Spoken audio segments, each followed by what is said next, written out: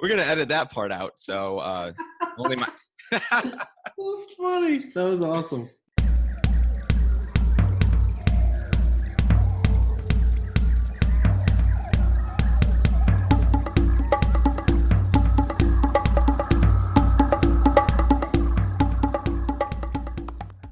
Welcome back to the Wild Business Growth Podcast presented by Hippo Direct. This is episode 100, and this is your place to hear from a new entrepreneur or innovator every single Wednesday morning who's turning wild ideas into wild growth.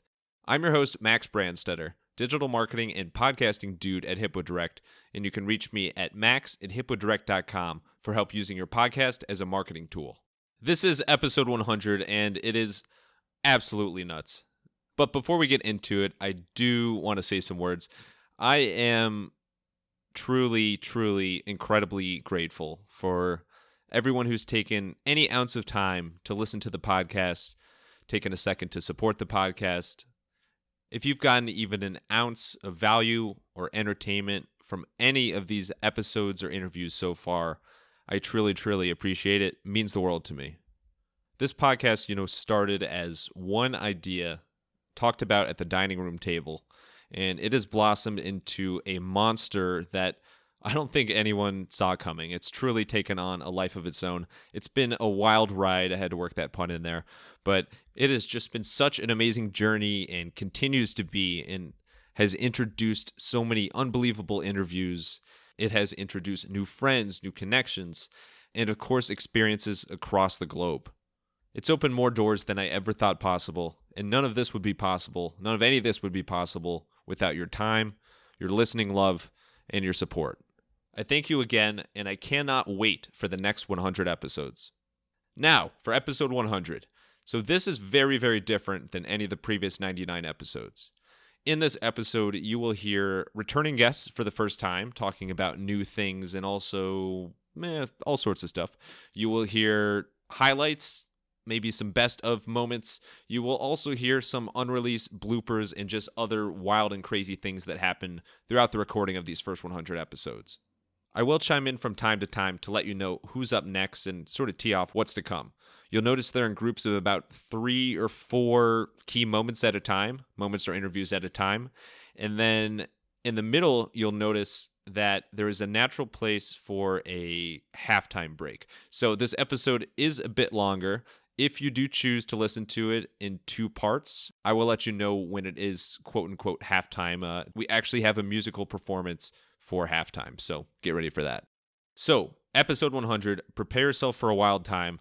If you find this episode enjoyable, I ask that you please introduce this episode to just one friend. Alrighty. We will kick things off with returning guest Brendan O'Mara, followed by Ryan Folan with his wise words on creativity, and then Marisa Corcoran with a hell of an impression. Enjoy the show.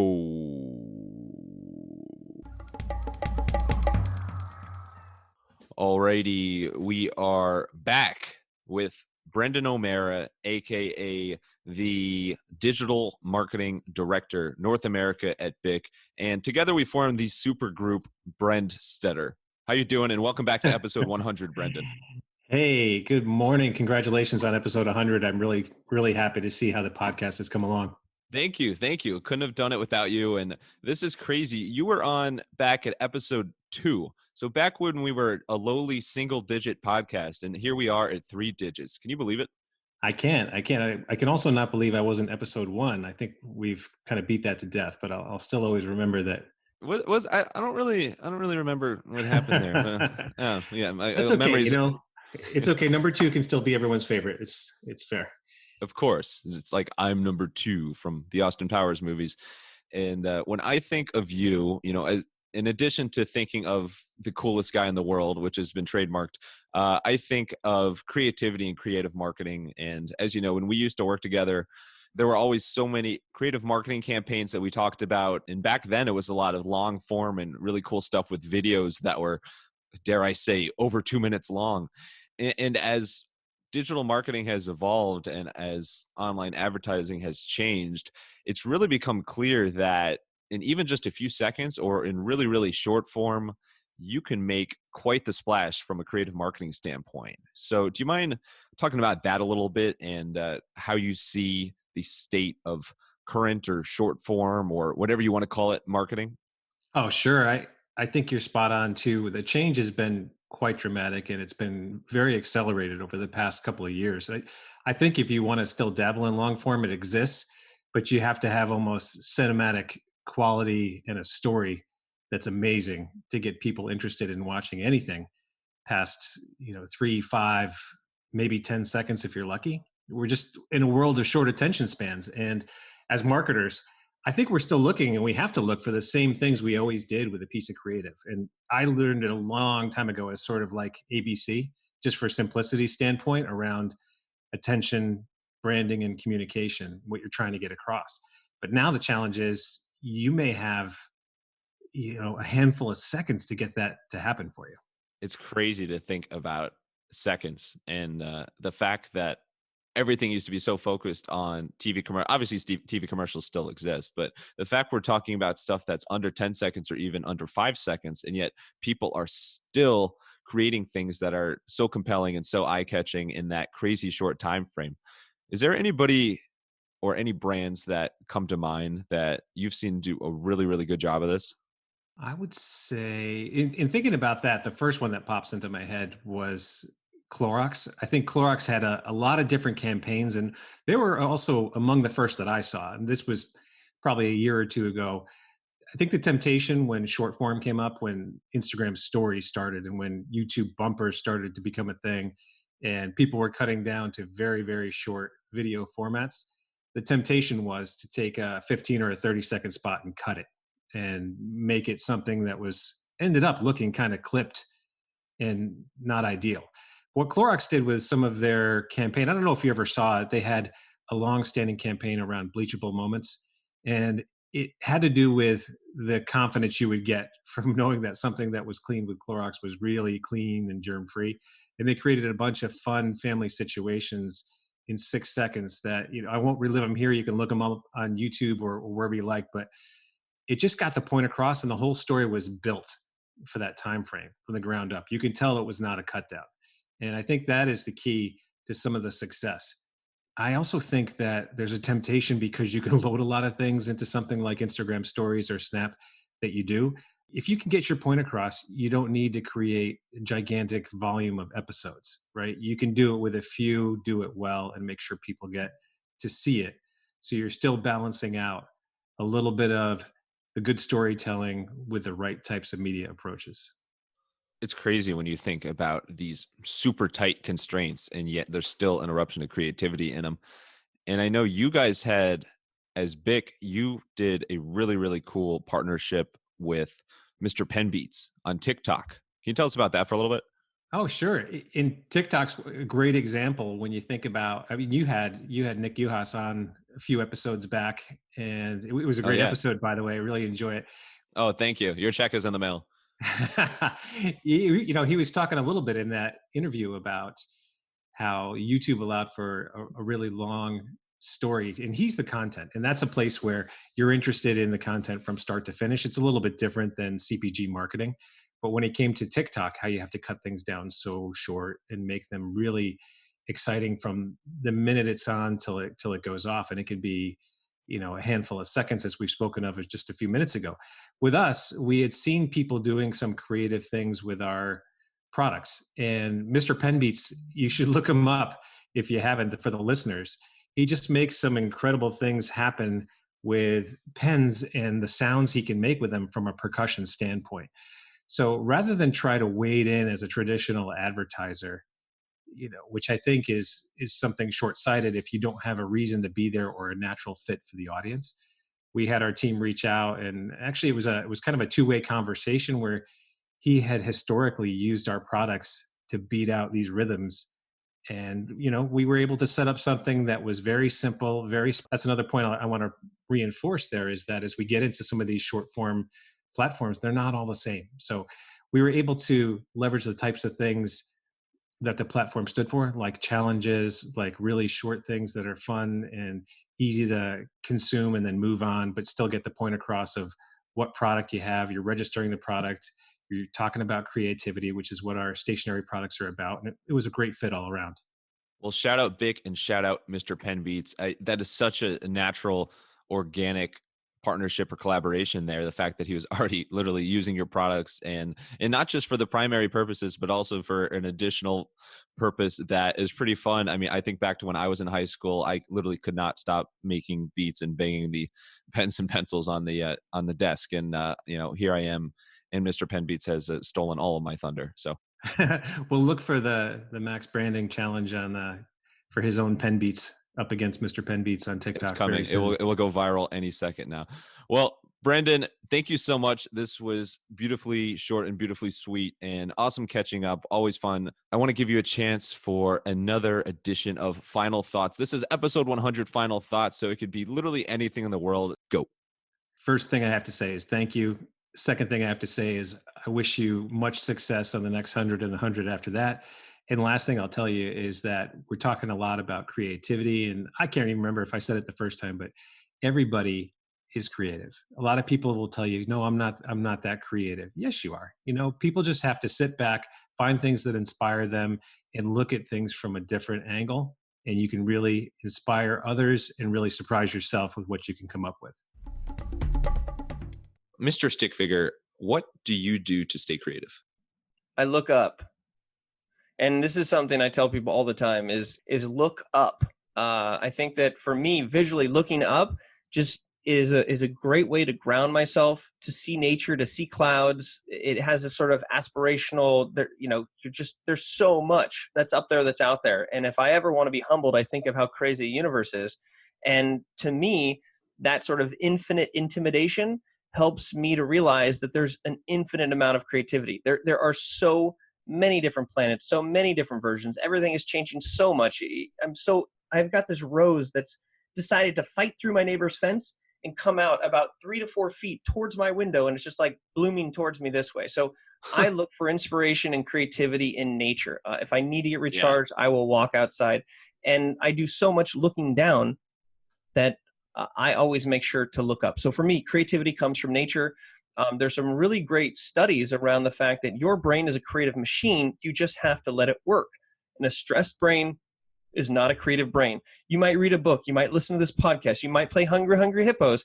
And then all of a sudden, you put yourself in a situation where you're in nature. There's trees. There's birds. There's a lake. You have no stresses in your entire life at that moment. And all of a sudden, the Hungry Hippos connect with the book, connect with the podcast, and you have this epiphany. This is why you get good ideas in the shower, people, is because you're vulnerable, you're safe, it's warm, it's comfy, you have no worries for that 5 or 6 minutes, and then all of a sudden your brain is relaxed at that one moment, and then boom, you get the good idea. So for me, creativity is putting yourself in a place where you can let your brain connect its own dots.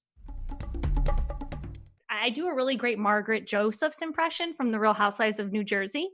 Okay, yeah, I'm not as familiar with it, but you should definitely do that right now, just for like a line Oh my or two. gosh, that is such pressure because now it's not going to be good. I think it's going to sound fantastic. But whenever they're interviewing her and she's always like, please, Teresa. Please, why would you even speak to her? She's not even worth your time. Danielle, please. Who invited her here? I can't, please. So oh my God. Thank you. Wow, and scene. I can see the acting background there. So I will often walk around our house and just talk like Margaret to my husband. I'll be like, Eric, please. What are you even thinking?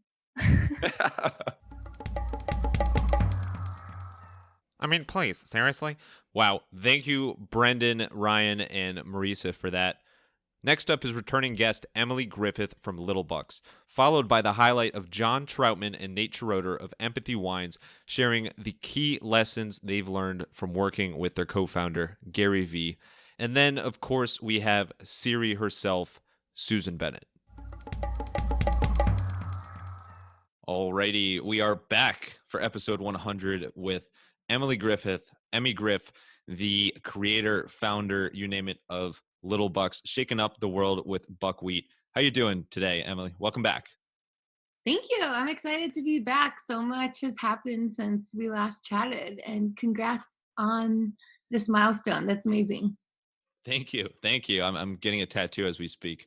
But episode 100, it's crazy to think about because I feel like we didn't connect that long ago in the grand scheme of things. But that was back all the way at episode 21. So for starters, I think a natural place to start catching up with you is in your interview. We talked about the origin story of Little Bucks and some of the initial branding ideas you have, and you were really eager and excited to expand your distribution, particularly with Whole Foods and some other big name retailers out there. What news can you share with us on that end? Yeah, so officially the Whole Foods launch has happened in the Midwest region. So we're across, I think, 11 states in all the Whole Foods stores. We're in Erewhon in Los Angeles, and another big retailer coming soon that I will share on social media when it happens. But yeah, so that's super exciting. So now more than ever, I think it's taking that digital presence that we've had and hoping that's turned into brand awareness. So people are picking us up in the stores. Yeah, it's been really exciting. Well, congrats on that. I know Whole Foods was such a big goal and something that you were so eager to get. And the fact that you're starting to get distribution there is so cool. And it must be crazy from your perspective. What do you think has helped drive your brand to the point that you actually are hitting shelves in places like Whole Foods and more people are learning about you guys?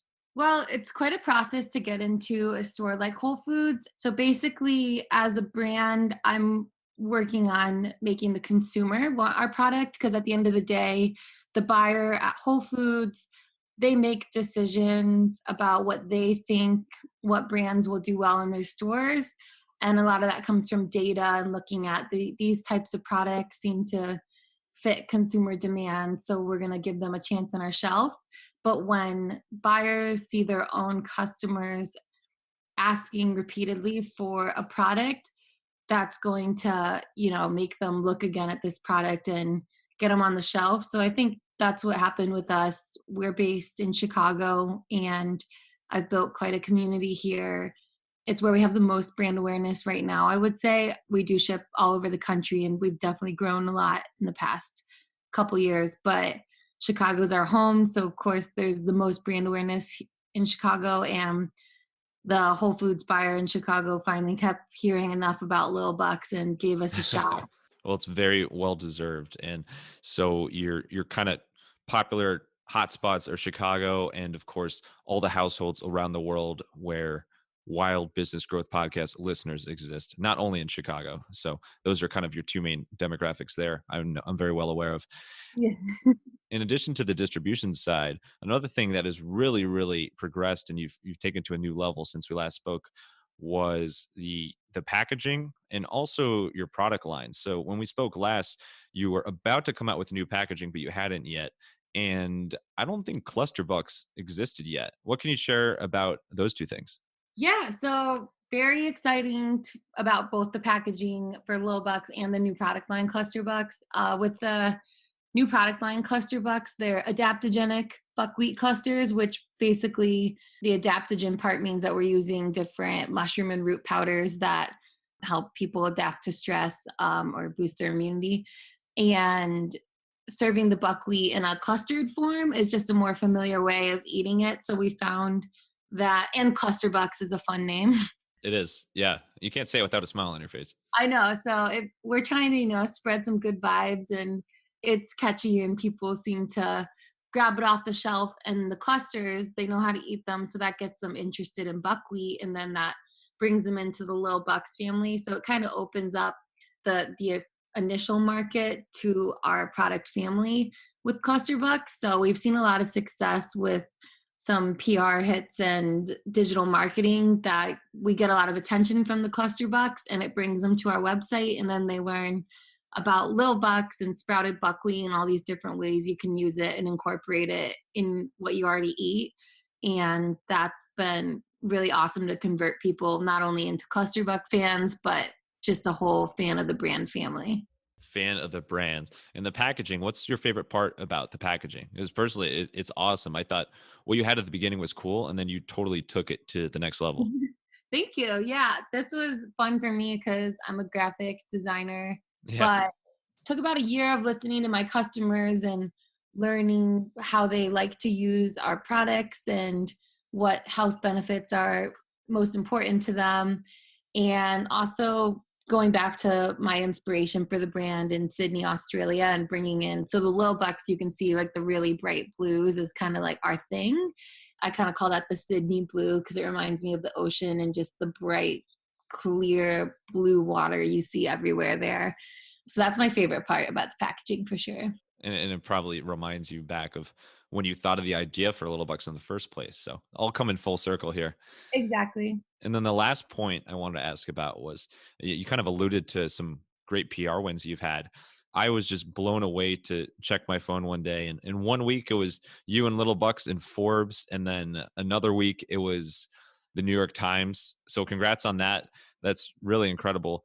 What was your reaction to seeing yourself and your brand in those famed outlets? And is there a tip you can share for getting PR wins like that?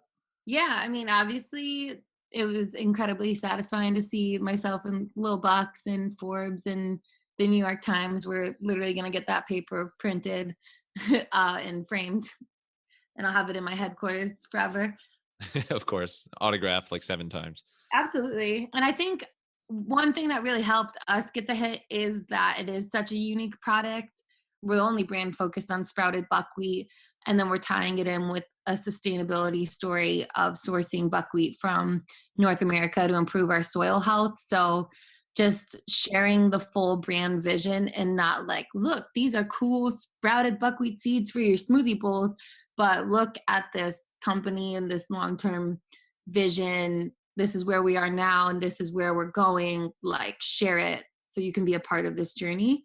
So in the pitch, and you definitely have to, with publications, focus on different things depending on what the writer talks about. So for some wellness publications, obviously we're focused more on the health benefits, the adaptogens we use, gluten, grain-free, all that stuff, to something like we were on a TV show in Chicago recently where the general public, you say adaptogens and that's a scary word that turns people off right away.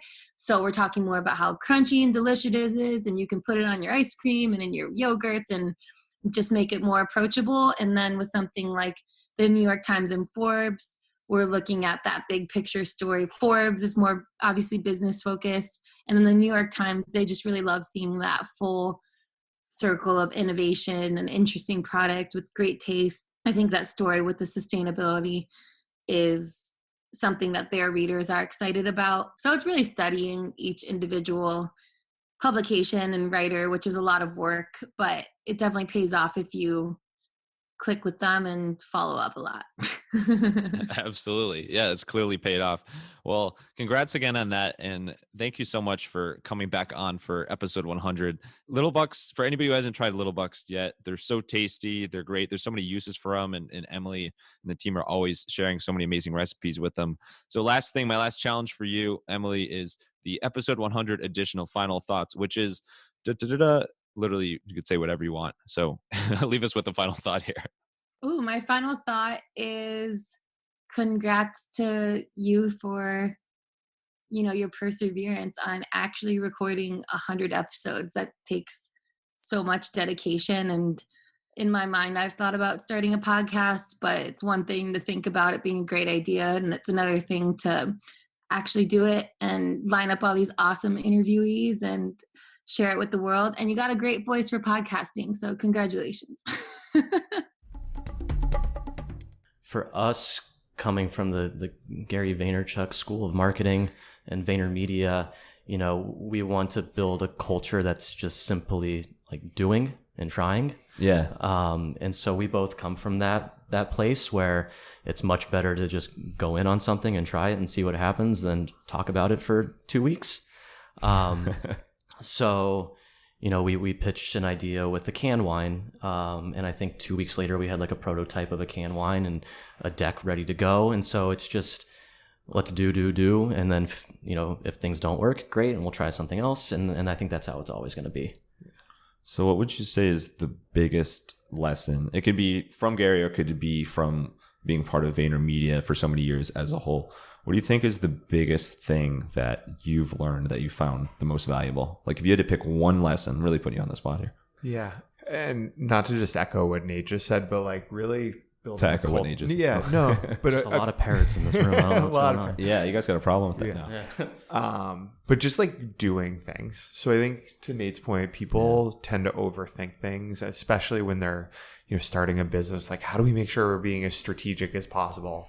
And very honestly, at a personal level, I had to like break myself back into that mindset, going from a big organization that VaynerMedia had turned into, with 900 people. At a certain point, a business gets so big that it's really hard to just go do things without, having huge conference room meetings beforehand and, thinking things through. I think that's actually been probably the most refreshing thing about empathy is like between, a really small team and just building a culture of like, yeah, let's try it. It's been great. That's been probably the thing that's... You guys really nailed the glass half full thing, so which I feel is important to your brand. I think my answer would be, it's weird because the wine industry is a very nostalgic and romantic industry, but I think not being romantic about the past. That's kind of how VaynerMedia built its business of not doing what others were doing 12 months ago just because it's what people are doing. It's looking forward. And so for us in the wine industry, we're making 3 wines this year. They're all blends. If we see a huge trend that makes tons of sense for our business and our brand, we're not opposed to trying it and going for it. So Last thing here, do you have a final quote or just a one-line final thought to end with?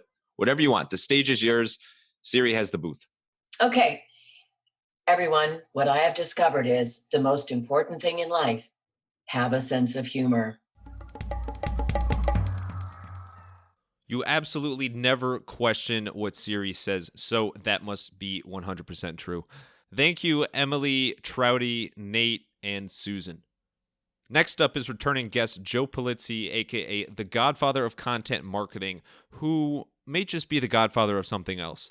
Followed by the inventress Lisa Ascalise sharing how she invents so many things, and then a beautiful singing display by Tamsin Webster.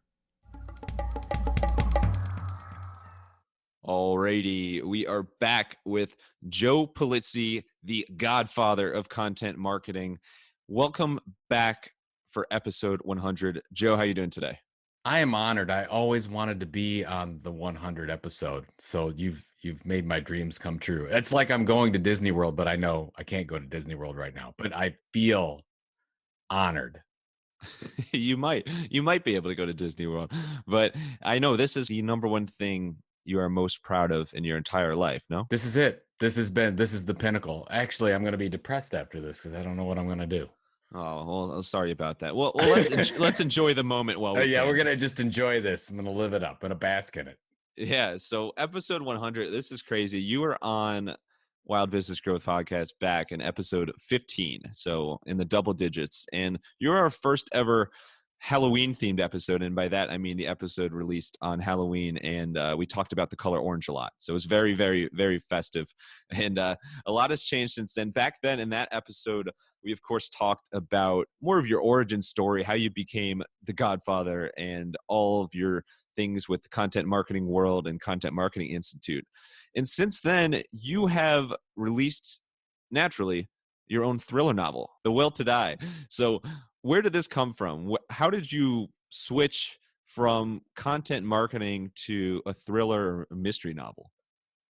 Max, thank you, by the way. I'm honestly trying to challenge myself creatively. And I still write, as you know. I mean, I just came out with a Corona marketing book. I'm working on a new version of Content Inc. I'm still writing around content marketing, but I wanted to challenge myself creatively. I took a full year sabbatical in 2018, and I just had this discussion with my wife, and I asked her why she'd never read any of my books. And I wrote 5 marketing books, and she said, well, you have to write about something interesting. Marketing is boring. So if you write about something more interesting, I will read it. And I took that as a challenge. And I said, all right, I'm gonna write a mystery thriller novel because that's what she loves to read. And started working on it. It was honestly the most challenging thing I've ever done creatively. Before this podcast. Finally ended up with a manuscript in February of 2019, and she read it. She was my audience, and she fortunately liked it, and then went through the publishing process and published it officially in March of 2020, and it's done fairly well. And if you ever get a chance to do it, you should do it. The thing that I'm glad I did was actually publish it, because I know so many people that have a plan to write a novel, or they have half a novel in their desk drawer and they've never actually published it. So at least I can say, even though good or bad, good, bad or ugly, at least it's out there. It is out there. You can listen to it or you can read it. I actually first consumed everything with your book on Spotify in audio form. So I absolutely loved it. How'd you come up with this strategy of actually releasing it for free audio first?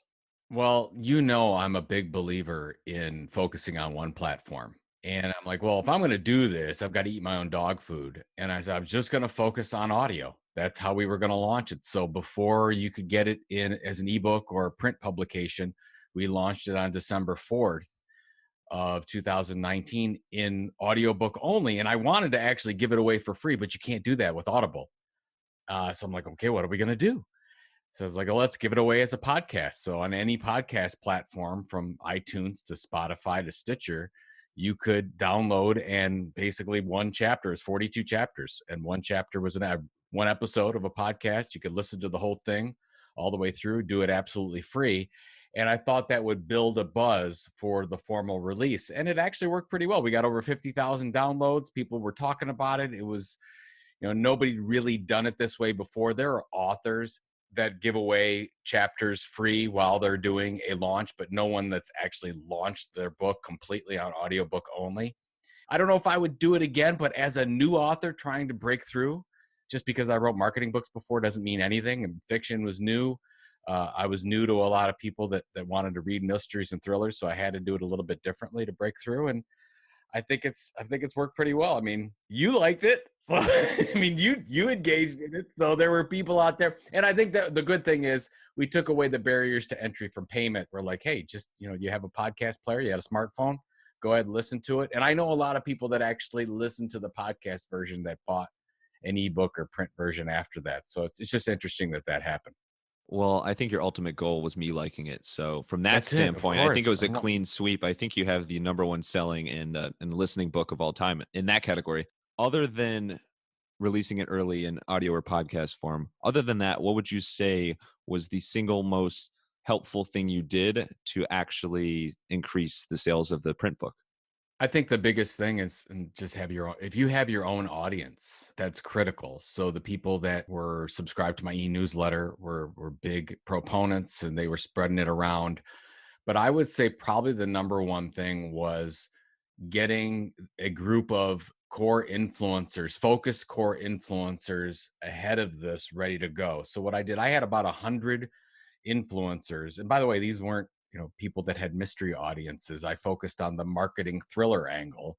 So I had about 100 people on my list. And I said, I'm doing this crazy thing.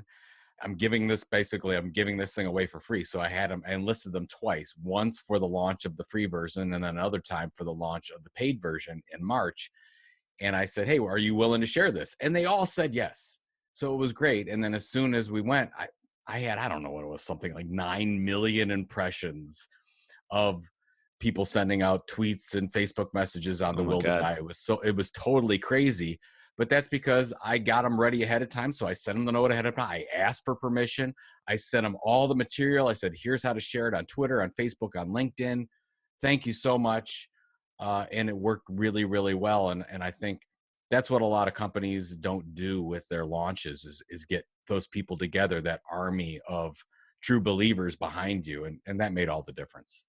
It's like you have a background in marketing or something. I don't know. There might be something to it. It's not rocket science. It's just, the thing is that you got to remember, for an influencer strategy to work, you have to work on your influencer relations all the time. And what a lot of businesses do, they just do it one-off. They're like, okay, now I need them to, send out this lead generation thing for me, and that's what we're going to do. Well, that doesn't work. You have to work on, these are people that, hopefully friends, people that you want to have a relationship with all the time. And that's how you need to do it. Well, you have executed it masterfully with your first thriller book. And again, I loved it. I think even if you're somebody who doesn't consume a ton of thriller stuff or mystery stuff, I mean, I'm somebody who's pretty foreign to that category, and I could not stop listening it. I mean, in the way you've done it with the shorter chapters, it really makes for great binge listening or binge reading. So check out The Will to Die. And Joe, for a special episode 100 edition of Final Thoughts, it could be anything you want. Well, just to be safe and well and get through this the best you can. But from a marketing standpoint, I would say now is the time to get serious. I honestly think that right now, with a lot of people struggling, this is the greatest time ever to be an entrepreneur, to be a marketing professional. We have the freedom to really get focused on one platform, on really focusing on an audience that needs our help. And so that's where I think this is the time that audiences are going to get built. So if you take it seriously and you really believe in the practice of content marketing and building an audience, now's the time to do it. We did it with CMI during the Great Recession. This is 10 times worse than what happened during that time. You know, unfortunately, that's terrible with all the things going on, but at the same time, the greatest opportunity we've ever seen. And I would just like people to take advantage of that. Well, first of all, do you have any idea? Have you ever put a number on the account on the number of products that you've invented or help people invent? Do you have a ballpark range? I don't. I'm going to say it's got to be close to, I don't know, 500. That's it? Yeah, slacker, right? Yeah, gee, what have you been doing with your time? I have to really, no one's ever asked me that question before. I mean, really? I invented something this morning. I call them mental inventions. Okay, yeah. So they're inventions that you don't necessarily move forward with because some are not financially feasible. Mm-hmm. You have to, kind of flesh out finances and figure out, what demographic is going to buy this product. Is it just for you? Is it just an idea, something that you're going to use? If so, make a prototype and use it for yourself. And that I've done too. Right, yeah. Mm-hmm. Okay, so 500 inventions. So, geez, what are you doing with your time? I know. But slacking, laying around. Yeah, seriously. On the beach. I know you started inventing products at an early age. Mm-hmm. Can you give us an example of something that you did as a child, or when you started coming up with these solutions? Sure. So, I mean, my, I guess the greatest memory of one of my inventions, looking back and saying, wow, was that actually an invention? I grew up in Brooklyn. Mm-hmm. And when you grow up in Brooklyn, when I grew up, you played outside. There was no hanging inside and playing computer games or anything like that. We went outside. We were either playing handball or basketball or tennis or whatever it was. Mm-hmm. And I had no time to tie my shoes. So I invented this lace that stuck together, not even knowing I was actually inventing something. I just had to stop them from falling out. And so I made this kind of Mod Podge mixture, which created a stiffness in my laces. So that was the first memory when I started saying, well, you know what? This must be an invention. This has to be an invention, I think. Mm-hmm. And let that go and just did other things, was always modifying and readjusting things in my house. And my mother and father were probably losing it and just allowed me to be free to do what I was doing. I don't know how they dealt with it, but they did. Probably a good thing they did. They did. And that's what I did. I just remodified everything. Things that didn't work for me, I created them to work for me. What is your favorite song to dance to? If you had to pick one song. Sway by Dean Martin. All right. That one. Sway. Thank you so much. I always ask people to sing and nobody ever does. They're like, oh no, I can't do that right now. Wow. Thank you. That almost makes me feel like singing. Almost, but I can't right now. Thank you, Joe, Lisa, and Tamsin. Next up is returning guest Joe Martin on his Move to Cloud app, followed by Justin Delaney on the crazy lengths they went to achieve startup success with Manguin, followed by That Viola Kid revealing the intense Juilliard application and audition process, and then finally Carter McLean putting on the halftime show of his generation for this episode on his famous drums. Alrighty, we are back with the Dad Joke King, but now he's known as the VP and GM of the hot startup Cloud app, Joe Martin. Joe, welcome back for episode 100. Hey, thanks. Excited to be here. Yeah, this has been great. I think we had you on an episode 17, and we talked a lot about Adobe and creativity and all the amazing stuff you built there. And of course, dad jokes and being the Twitter dad joke king. And we've since exchanged several endless dad jokes. But a little bit of time after that, you took a new role at Cloud App, which I know is absolutely booming as far as subscribers and really changing the space in the, I don't know what space you call it, video production or video meeting and We'll call whatever. it Collaboration. There you go. Thought of it myself. Anyway, so that's really cool. Congrats on the new gig and all the amazing stuff you're doing there. Why did you go to Cloud App, and what ultimately made you decide to go all in on this in the first place? Yeah, it's been a wild year for me, for sure. Big changes going from a kind of well-oiled machine in Adobe to Cloud App, who was a very beginning stages of a startup, even though it was a few years in. It kind of started out with, I was a user of the product at Adobe, and they just announced a partnership with Adobe XD. The CEO actually got connected to me through a friend. Small world. He lives in the Bay Area, grew up in the East Coast, but his sister is married to an old CEO that I worked for before I was at Adobe. You know, you got to keep your nose clean, because that guy was a big part of me getting hired here at Cloud App. Yeah. Well, the connections can obviously be so impactful, and for you, life-changing. What's been the biggest adjustment from going from that well-oiled machine, as you mentioned, in Adobe to a brand new baby of a company? Moving fast and making a lot of mistakes and learning from them very quickly. The best story I like to tell is day one of my job. I sent a kind of a Slack note to the CEO. He's in the Bay Area and I was in Utah. And I said, hey, I don't really love like our headline on our website. You know, would you be open to me kind of changing it? Here's some suggestions. And he's like, okay, yeah, just a sec. Okay, I changed it, and here's a Cloud App video of how you can change it in the future. So that was like mind blowing, right? Like, first of all, Adobe, stay in your lane, bro. Like, that was not even my area, the website. Adobe.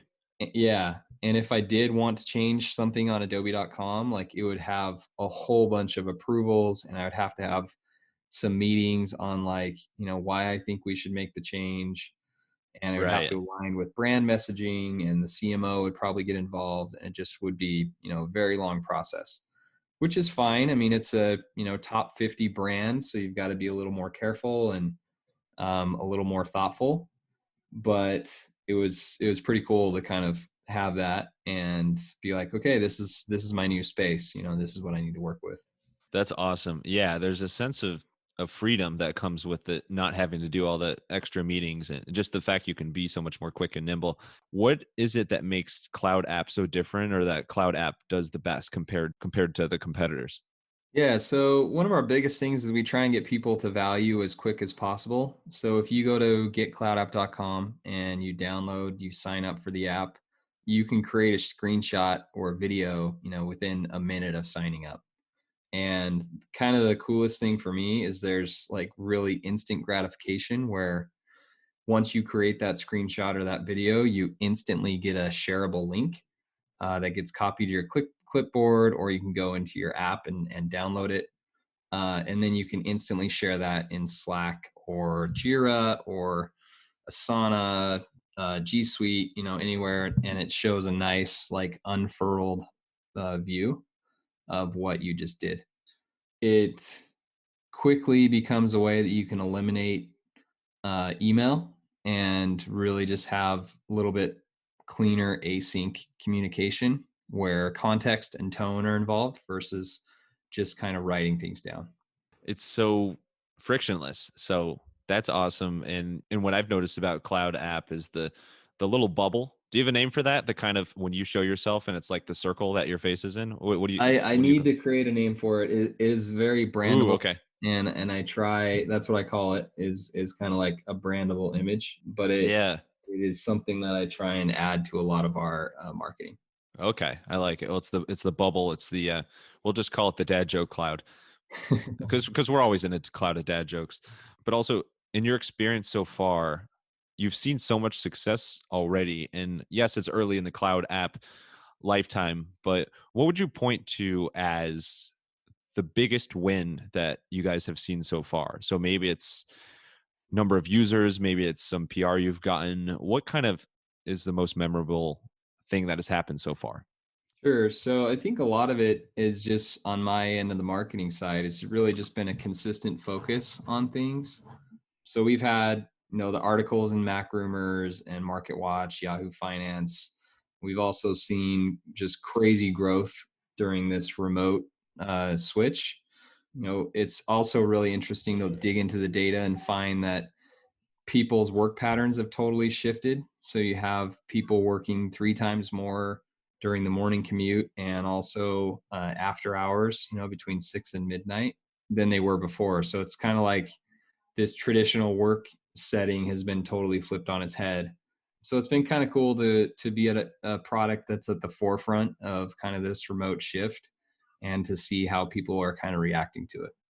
You guys are doing something right, because I keep hearing and seeing more and more about Cloud App, and it seems like a heck of a place to work as well. It seems like you're having a lot of fun there. So Joe, thank you so much for coming back on for episode 100. Always fun. Last thing here, it's a special episode 100 edition of Final Thoughts. What is something you want people to take away with or carry with them? Start building your playbook of what the future is looking like and start to implement that now.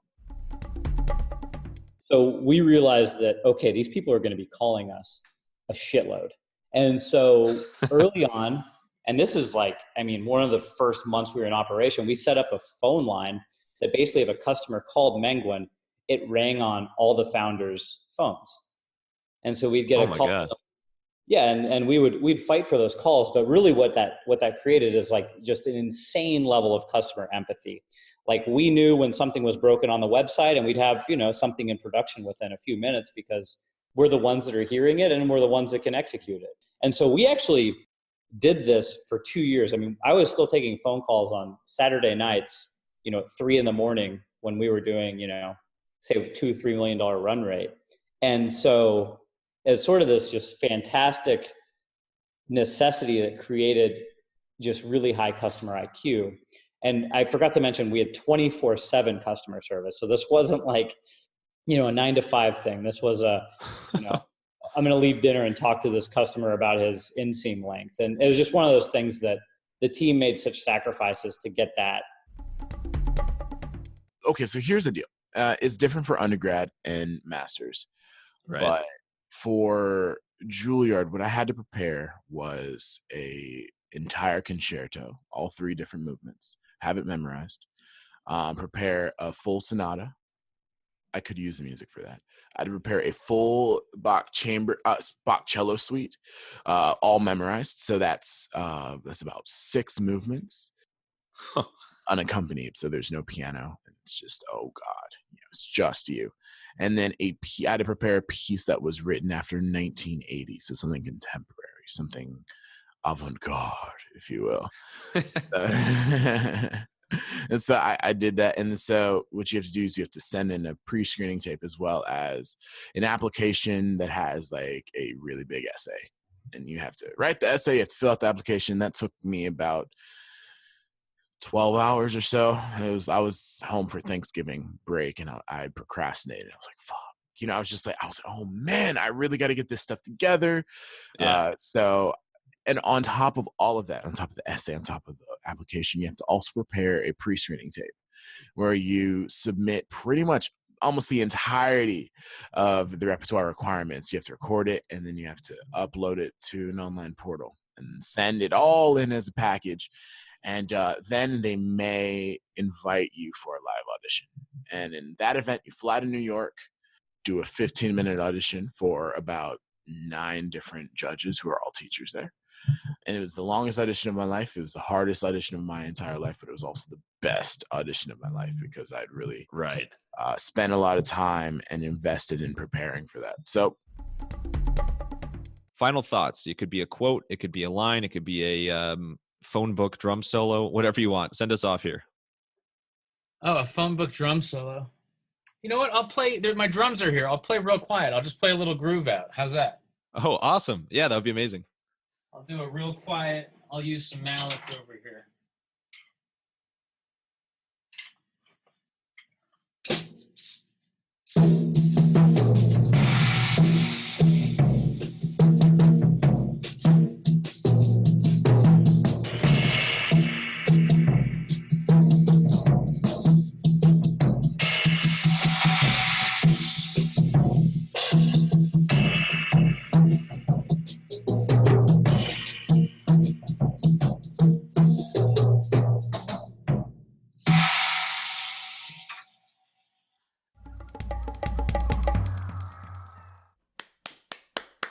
And that marks your halftime performance.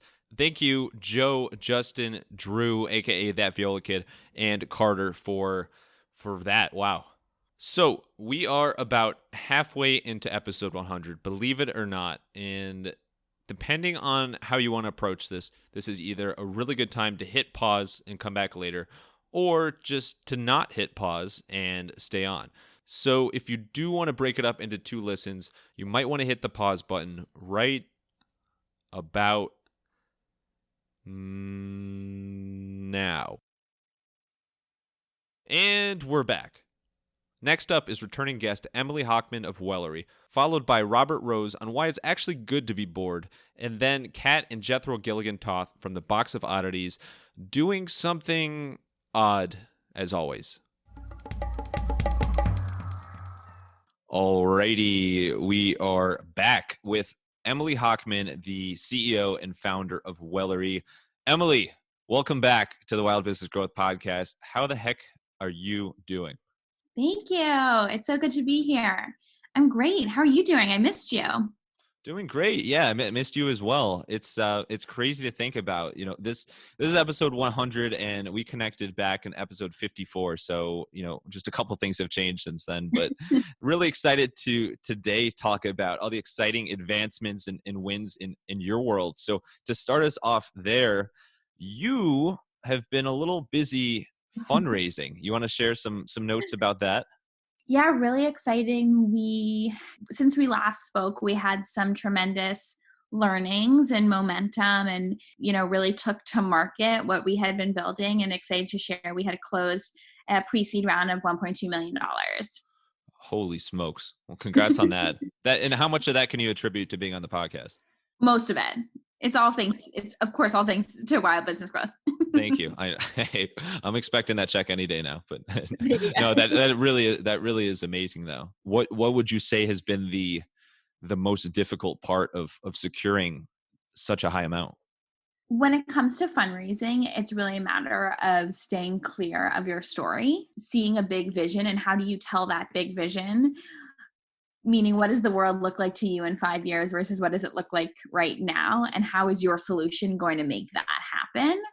And so I think that was really interesting for the fundraise process, which is always pitching your big vision, but then pairing that with, okay, but here's how far we've come, and hopefully getting the right people on board to see your vision and see it come to life. Yeah. So you got to have that crystal clear vision. Mm-hmm. You and your team have been working hard on the app. I think when we first talked, I asked you about an app, and at the time you guys had thought that you might do it in the future, but now you're actually getting to the point that it's really picking up steam and you're excited to roll it out. So what can you share about the app and what it's going to do for Wellery? Yeah, it's really exciting. I mean, that was actually one of the reasons we fundraised was, to help fund the build of our technology. I've been blown away by what we're in the process of developing, and it's coming out. Our UX is beautiful. The design is beautiful. We like to say we're a customer-centric, product-centric business, which means all of our technology is really focused on making sure the customer experience is flawless, basically. So I'm just so excited. The designs are beautiful, and our technology team, they're just all such all-stars. It's unbelievable. I feel so lucky to get to work with them. You're an all-star working with a bunch of all-stars. This is just everything. I feel like an all-star talking to you. And speaking of those all-stars, your team continues to get bigger and bigger. I know since we last spoke, you guys got an office as well. Can you share a little bit about the journey you've had going from a co-working space to an office of your own? Yeah, it's really interesting. We actually loved moving into an office because for us, it actually just helped us focus a little bit better. There's so much good in co-working spaces. You get to meet new people. There's a lot of events. There's a lot of programming, networking opportunities. But given where we are at the stage of the business, which is, heads down so often, getting to move into our own space where we could close the door and really just focus has been extraordinary. And quite honestly, we've seen, our efficiency and productivity skyrocket as well. That closed door policy, it finally comes in handy. And also on the PR side of things, you've received some incredible praise in PR and some of the biggest outlets out there. I mean, you've been featured in Forbes, you've been featured in Business Insider. I mean, probably next you're going to be the 6 p.m. host of Sports Center. What can you attribute to getting that traction and attention from a PR standpoint in such major outlets? Thank you so much. If I had to hope, it's because what we're building, can really impact and help the world. And I think press sees that. So by matching you with a well-read nutritionist, we create personalized plans to help people stay healthy and be healthy, learn how to do those things. And so I think the press just really understands that this is a need that isn't going anywhere. And, Wellery is a solution for so many. It's such a powerful mission, and you and your team are just continuing to do amazing things. So excited to stay in touch and see what you come up with next, and see you on the 6 p.m. Sports Center. So Emily, thank you so much for coming on. Thank you for being a part of the podcast and a part of episode 100. Last thing here, end us with whatever the hell you want. Go for it. Sign up for Wellery. Visit www.wellery.com, match with your Wellery nutritionist, and learn how to build habits that love you back. Thank you so much. Congratulations on 100 episodes. What would you say, like, if you had to pick one activity for that playtime or creative time, what is your favorite thing to do? Literally nothing. That's all. And I'm serious. It's literally nothing. I mean, because what we so often fall into the trap of doing in the creative time is focusing on something. In other words, we open up our sketchbook and go, okay, I got to sketch something. Or we open up our little journal and it's like, okay, I'm going to journal, and I'm going to write. And if and what we end up doing is overthinking it. We start thinking about the output rather than the activity. And so the critical thing is to the extent that you want and need to do absolutely nothing. Literally, turn off the phone. Get a recording device, a sketchbook, or your iPhone with a record button or whatever. If you need to. But literally go out and sit under a tree and just be for 30 minutes or not. It's a hard thing to do, quite frankly. It's something I do this in one of my storytelling workshops, where after lunch, before the teams really get into building their stories, I give them the exercise of going out and sitting and doing absolutely nothing for 15 minutes. And that routinely people will come up to me and say, it's the hardest part of the day, to just do nothing for 15 minutes, literally nothing, just let your mind go, be bored, be bored for 15 minutes. It's incredibly difficult for those of us who always have sort of constant sort of attention deficit syndrome, where we, checking the phone, checking our computer, listening for the email, bing, doing that, literally just sitting and doing nothing and looking at the sky and thinking about life and, creating and thinking about cool and interesting things you could do for literally 15 minutes. Is a difficult thing to do, but that's the critical part of that playtime, is no expected output. You're not expected to do anything. You're just expected to create. Jethro has this weird talent called Echo Man. That's what I call it. It's my superpower. And it's so bizarre because I can't do it. And I don't. So if you say things like, if you're just talking, he can just say back to you all of the things that you're saying as you're still talking. And it's very confusing and it's a little scary. I win a lot of arguments that way. Would you like a demonstration? Yes, please. You read my mind, Echo Man. What do you? Okay. Let's see. I have a card that someone sent us. Okay. All right. Now I can't see it. You have to kind of set this up. She's on the other side of the table. I have no idea what she's going to read. Go ahead. Okay. Hi guys. Hi guys. I just had these stickers the printed up stickers and I printed wanted up to and share wanted to them with share you them with because I you think they'd be because your I cup think of they'd be your tea. cup of I was tea. going to send in I one was of my going to send in Krampus one of my cards, Krampus but they cards, aren't printed up but yet, they and aren't I got printed up yet, impatient. and I got impatient. Expect that at a later Expect date. that at a Love later the date. show. Love the Thanks for show. doing what you do. Thanks for Looking forward doing to what you seeing do. you at the Looking Bijou Theater. Okay, you lost me at the very end. I am still speechless from Echo Man. I repeat, I am still I'm not going to do that the whole way. You get it. Thank you, Emily, Robert, Kat, and Jethro. Next up is returning guest Kevin Lane of Create a Castle with a back-to-back segment. First up is his returning interview where he talks about all the ways that Create a Castle has grown. And then we flash back to his original interview where he talks about where the idea for Create a Castle came about in the first place. And then Justin Bauer greets us all the way back from episode number 1, which was a very long recording. I'll just say he has some behind-the-scenes audio to share. Alrighty, we are back with the king of the castle, the king of the Create a Castle, that is Kevin Lane. Welcome back to episode 100. Awesome. Thanks for having us, Max. We always appreciate it. Of course. Well, always great to speak with you, and it is absolutely wild what has gone on since we last spoke. You know, we had you on, your interview was episode 45, and at the time, you were talking about how you guys had plans to go on QVC, but it hadn't happened yet. So let's start there. How the heck was your experience on QVC? Yeah. QVC was awesome. I mean, it's led us down so many other paths too, which is really cool.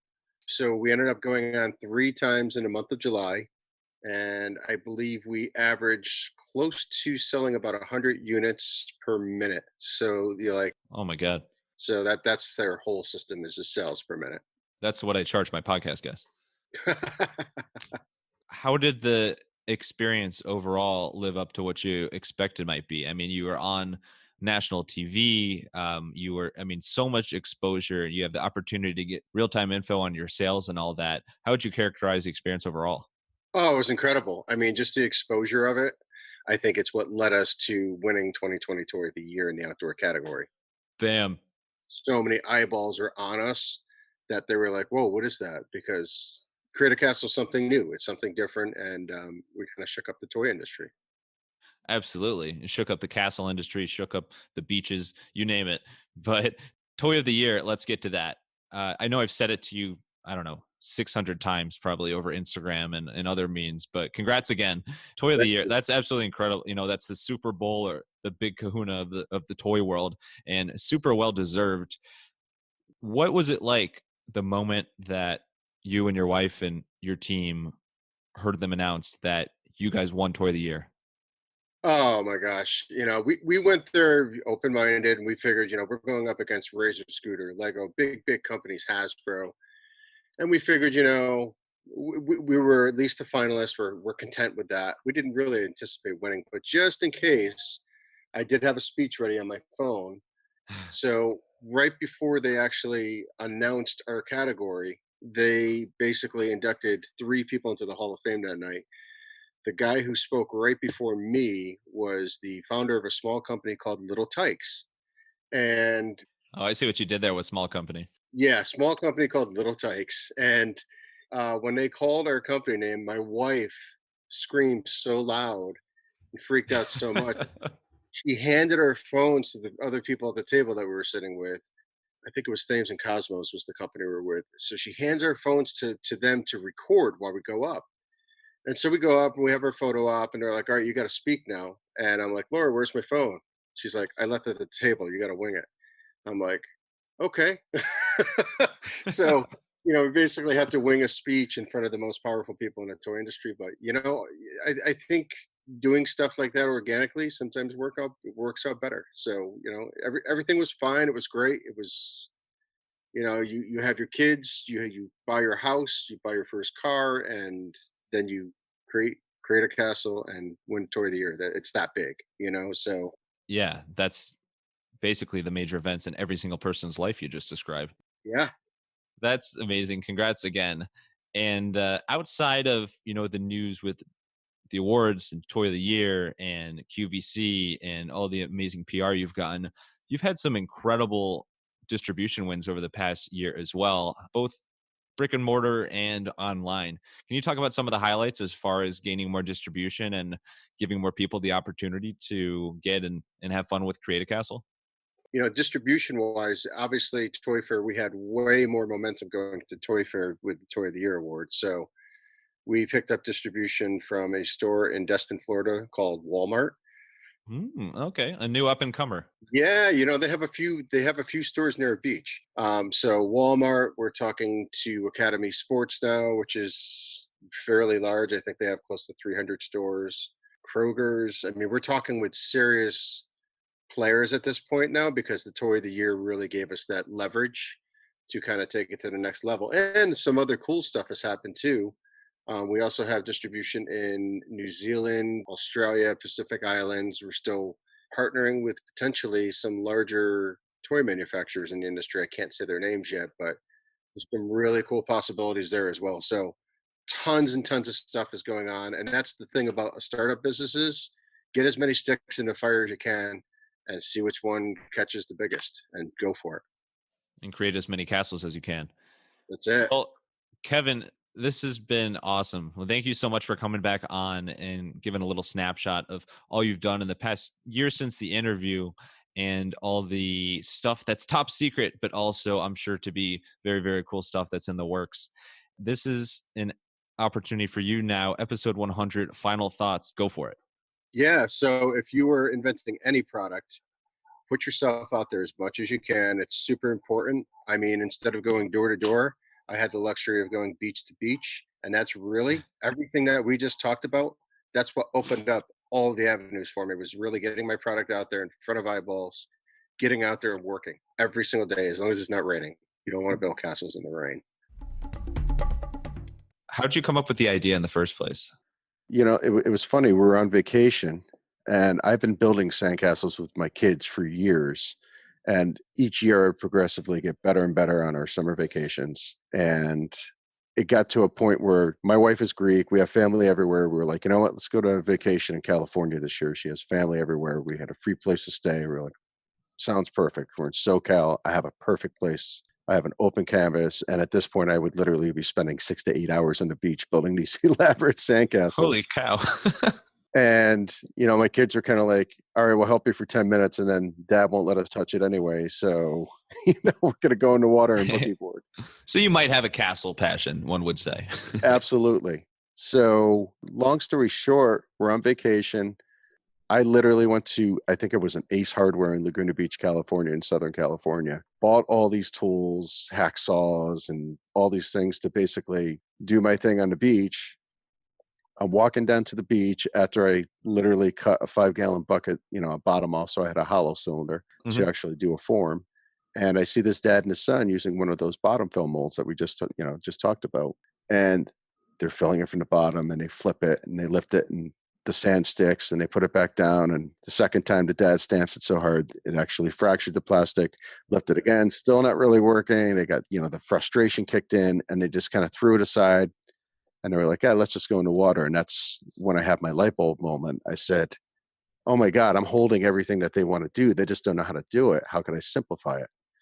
So that's really the whole idea for Create a Castle was truly born in the beaches, or the beach of Laguna Beach, California, visiting family on a family vacation.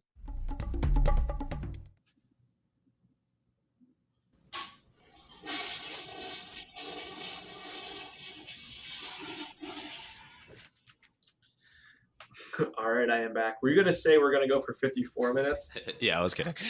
But I know it doesn't sound like it, but we both did wash our hands. I'm still washing my hands. Thank you, Kevin, and thank you, Justin. Next up is returning guest Stephanie Goldman, who has a new app, followed by Brian Fanzo talking about his mind-blowing poker tips. And then Drew Davis with the outtake of the century. You've been warned.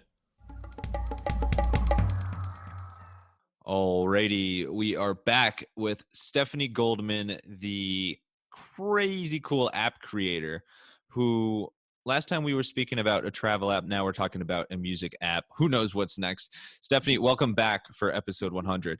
Thanks, Max. It's nice to be here. Sounds like you're saying that as a question, but, No. but it is nice to be here. Yeah, no, thank you for making the time. This is really cool. So you were on back at episode 38, How Time Flies. Back then we were talking about Map to Next and also talking about your background in the iBanking world and some consulting stuff you've been doing. But now you've created this new monster, which I have on my phone and I've absolutely been loving it. And for anybody who's a fan of music or Spotify, it's super cool. Definitely worth checking out.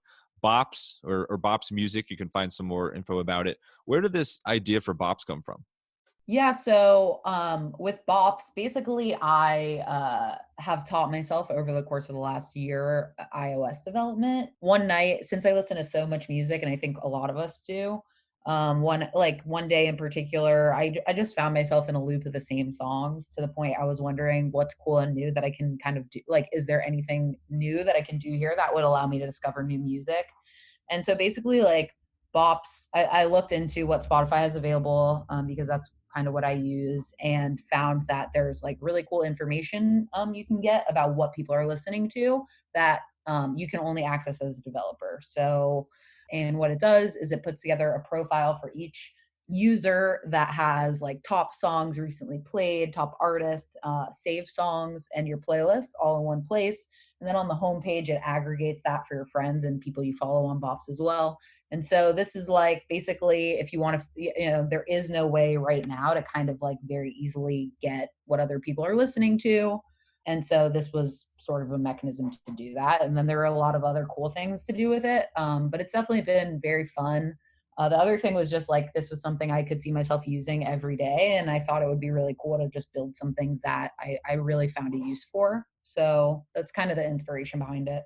Clearly there's some benefits when you work with these major apps and platforms such as Spotify. They really are friendly and willing to help out and work with you as far as the more development side of things and creating, I guess you could call it sister apps or something like that. So Yeah. what's different about Bops compared to listening to music on just a typical music playing platform? Yeah, I mean, there's a lot that you could do. There are a lot of different perspectives to have. I like in terms of like what social music, if you bucket it there, what it can do for people, but just like the ability to like connect with people. So like for example, if I'm like working out and going on a run, I can tap into what my friend in Seattle is listening to, and that's kind of like a cool thing. Just imagining them like walking around, living their life, and like here's what's in their ears. And now I'm working out to it. Like that hasn't been available. That's on the fan side, or the user side. And then on the artist side, streaming is sort of a dead end for like artist to fan engagement. And so I think over time there are things you can do for artists as well with a more social platform. But those would be like future features, and that's something that I'm still thinking through. Oh yeah, I'm sure it's going to evolve a ton, but I think the overall mission and why you're doing it remains the same. You're an app building veteran now, and you did the travel I'm app getting with Map to there. Next. You have you're the humble app building veteran, but you've created apps now in two very different spaces. Mhm. What is the biggest thing you can take away from your journey with Map to Next that has been helpful to you with Bops? Just going through the whole process and seeing what this is the same thing with being an engineer that like is a new hat for me, having learned iOS development, which is how do you determine the end, like basically with everything you're trying to determine the end goal and then figure out how to get there the quickest. And so having seen it with Maps Next really enabled Bops. I created an MVP probably in a week or two that was super simplified and gave it to a few people. And I think like that would not have even been, I wouldn't even have known to like sort of do that and how to quickly test these things years ago. So that plus I think working, at Map to Next, like I worked with an amazing designer and like seeing how he laid things out, like now I can do at least the basics of design, like making things incredibly simple for people to use is very, very important, like a few tap sort of process. And so I think just having a little more professionalism in the way you present things and like knowing the iOS standards is something that now I feel very comfortable with. And it's very important because users don't realize that it's there, but like every action you take sort of there are guidelines. So as a developer, you need to kind of follow them so that people will have a more intuitive experience. Well, you're proving that people first, it applies to whether you're selling a product or a service. It applies to creating apps as well. And you are writing the story of the show Silicon Valley. So it's great to catch up and really appreciate you sharing all your updates, and have just loved the apps that you come out with. And you guys clearly keep such a close eye on them and are constantly looking for ways to improve them. So thanks. Where's the best place for people to download Bops or learn more about it? Yeah, so Bops is on the App Store for iPhones right now. So if you search Bops Music, it should be the first one to come up. Awesome. Okay, and now to wrap us up, a special episode 100 final thoughts. It could be literally anything you want. People should definitely take the first steps in trying to learn the basics of coding, because what I've learned is there's a lot of really cool stuff you can do with it, and it opens a lot of doors. For listeners, I would definitely recommend putting the time in to try out a basic language like Python or something like that. What is the most common tell that you see at the poker table of when someone's bluffing? What's the biggest sign you see there? Your feet give away the most, which is weird because you're at a table. You're like, wait a second, the feet aren't on the table, right? But your feet give away, your feet are the furthest from your brain and your heart, right? So they're the thing people will, they'll, okay, I don't want to breathe. I don't want to. So the thing about your feet also that is really interesting is when you move your feet, more often than not, your shoulders and neck move as well, right? So if you're shuffling your feet or you're tapping your feet, so that's usually the tell that I focus on the most is, I'll sometimes sit back from the table, or I'll see, okay, I'm like, oh, look at the back, look at the shoulder of their shirt. It's moving because they're tapping their feet. So the feet, weirdly enough, it's not what most people expect. But the other piece about that is you always have to get a baseline of somebody, right? So you spend about 30 minutes understanding what they normally do on a normal basis. And then what you're looking for is drastic changes. And those drastic changes usually happen on people's feet. It's funny, and you guys can test this out. When you get excited, maybe you're on a phone call, more often than not, you tuck your feet directly under the chair. That's your first instinct is ooh, you get excited. Oh. And when someone gets cards that they like, it's also the thing that they do. And they won't move their hands. They'll keep their sunglasses on. They'll be stoic, but yet they'll throw their feet under the table because it's the thing they're not thinking about. So it's one of those ones that when I tell people that, they're like, that sounds weird. And then you'll start to notice how often your feet are actually dictating your current emotions. We'll keep your voice in good standing. But for anybody that isn't as familiar with you yet, can you give a queef? Oh my God. I'm gonna take that We're going to edit that part out. So only my... That's funny. That was awesome. Yeah, I don't, we're explicit, but I think that might cross the line. Yeah, you want to pick it up again? Yeah. So... Believe it or not, I did not make that same mistake twice. Thank you, Stephanie, Brian, and Drew. And at last, it is the moment you've all been waiting for, the moment we've been hyping up on social media for years. Returning guest Mike Koala with the Hippo vs. Koala showdown. It gets very intense. And then that's followed by the queen of content marketing herself, Ann Hanley, on how to work remotely better than everybody else out there. And finally, something that my dad probably never thought would get released publicly. I'll just say it was recorded during a session to create some ads for the podcast, and I'm not quite sure how it got to be in the snippet that you'll hear shortly. Alrighty, we are back for episode 100 with the Koala Man himself, Mike Koala. Mike, how you doing today? I'm doing amazing, and I am glad to be speaking to the hippo himself. Of course. Well, hippos love koalas. Koalas love hippos. We all know that. But this is really awesome. We connected a while ago, and you were the guest for episode number 6. So now we're into the triple digits, which is pretty crazy. Can you believe it? I mean, I think we had some technical difficulties during the recording of that episode originally. Did you ever think after that episode that I would still be here podcasting? I never knew there would be an episode 7. So amazing, everything from, just watching this progress and the guests you've had on. It's been an incredible journey to watch. And so I am honored to have been on in the beginning and to have watched your amazing growth. Oh, well, thank you so much. That means a ton. Very honored for you to be a big part of it. You have helped this podcast more than you could ever imagine. So appreciate it there.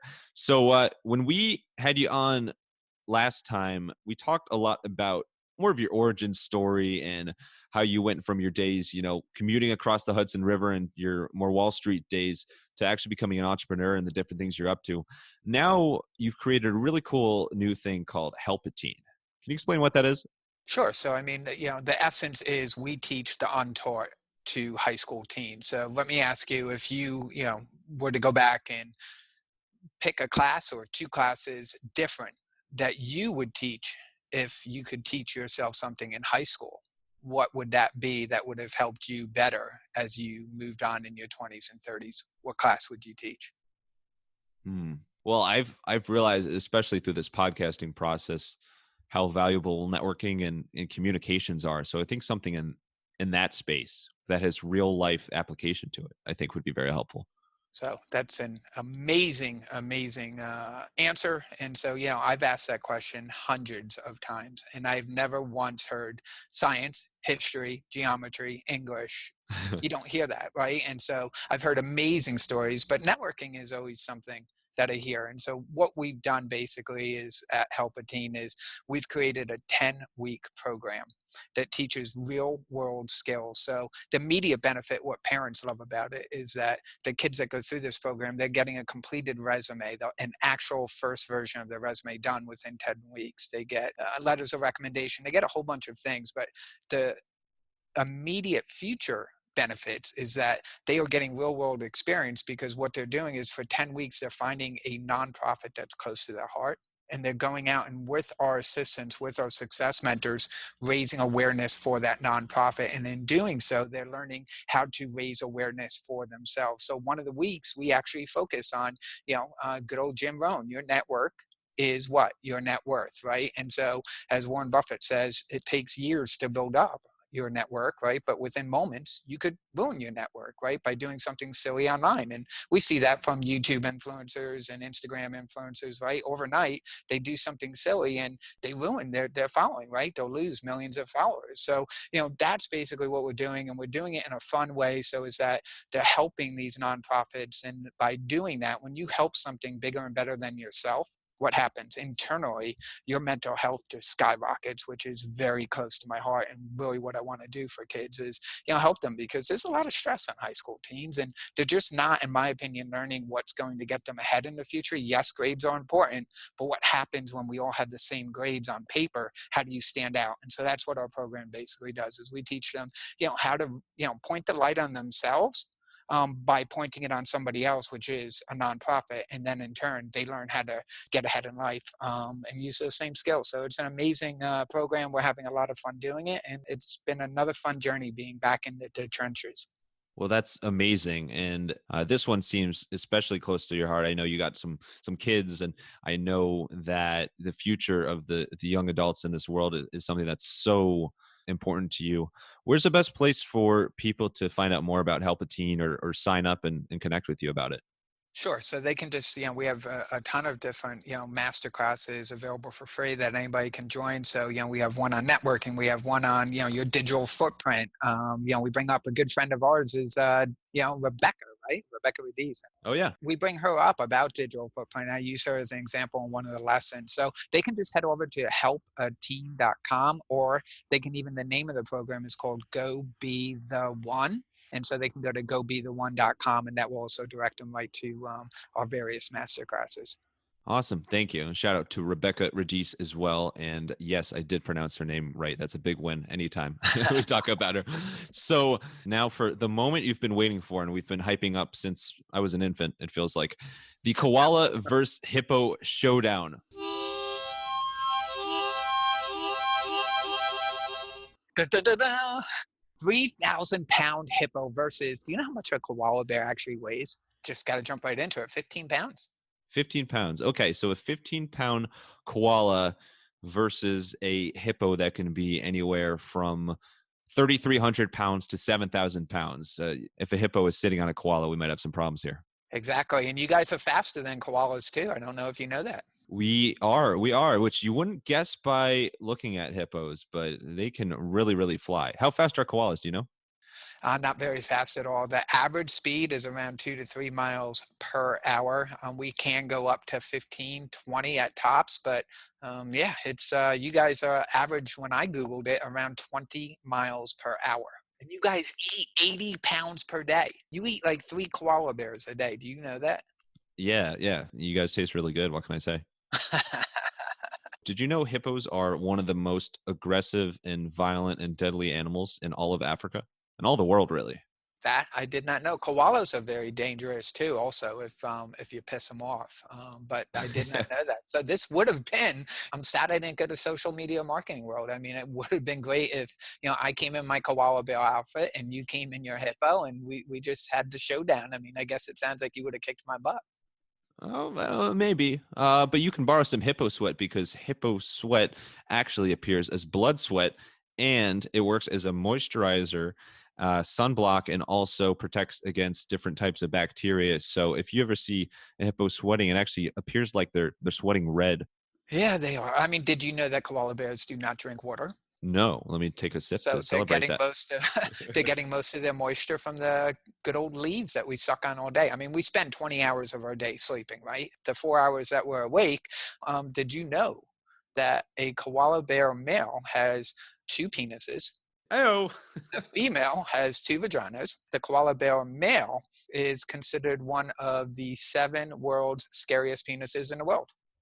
I did not, but that will change how I think about the world's scariest penises. When they say sex sells, I mean, you got to know your koala facts, right? So Exactly. Well, and that, because we were talking about adult stuff, did you know hippos claim and mark their territory by defecating and swishing their tails around and spreading that everywhere? And the noise can be heard from all the way down the river, and people know that's their territory. So it's there funny you go. you say that, because koala bears males have like this mating call between 12 and 4 a.m. in the morning, and that actually is what brings in the female, but the female is actually the dominant one. And in fact, that was kind of like the way my wife was towards me. She rejected me for months on end, and now I kind of know why, because the female is the dominant one.